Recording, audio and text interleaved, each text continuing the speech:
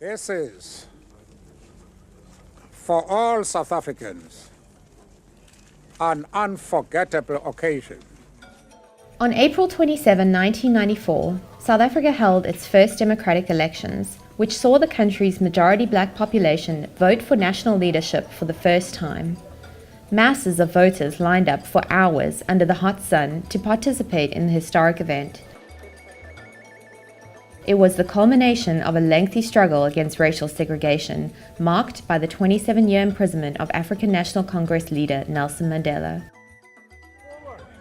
The ANC swept to victory, winning over 60% of the vote and ending decades of apartheid rule by the country's white minority.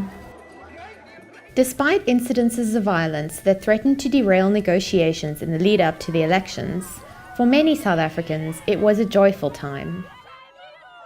Sean Jacobs is a scholar of South African studies at the New School in New York.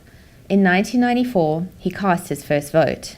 There was just a sense in that moment that we've achieved something.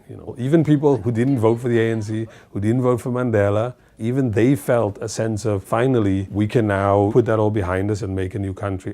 As the ANC took power, they needed to calm the fears of the country's white minority. They were also faced with the economic legacy of apartheid, which had left the country's non-white majority with little education or opportunity.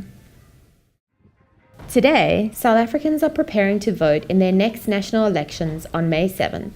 The ANC, under the leadership of the current president Jacob Zuma, is expected to win comfortably. They should vote for the ANC in order for the ANC to continue with its program. But 20 years and 4 presidents since Mr. Mandela took office, the party does not enjoy the same support it once did. What they have not done really well, I think, is to deal with what is the problem for the bulk of South Africans, mostly black, poor South Africans, poverty, poor housing.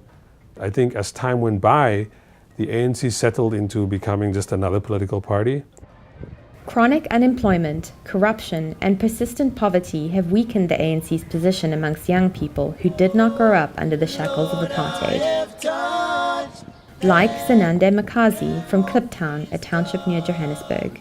I don't think the youth still believes in the ANC because they don't get it. Some of the youth are not employed. I think they lost hope in the ANC. This disillusionment has opened the door for opposition parties such as the Economic Freedom Fighters, led by former ANC member Julius Malema, and the recently launched Ahang SA, whose leader, Mamphela Ramphele, was a managing director at the World Bank. Bottom line is corruption is stealing the promise of freedom. It is stealing not just the cash but the opportunities. If it hopes to retain its position as the ruling party in the next 20 years, the ANC is going to have to move beyond its legacy of liberation.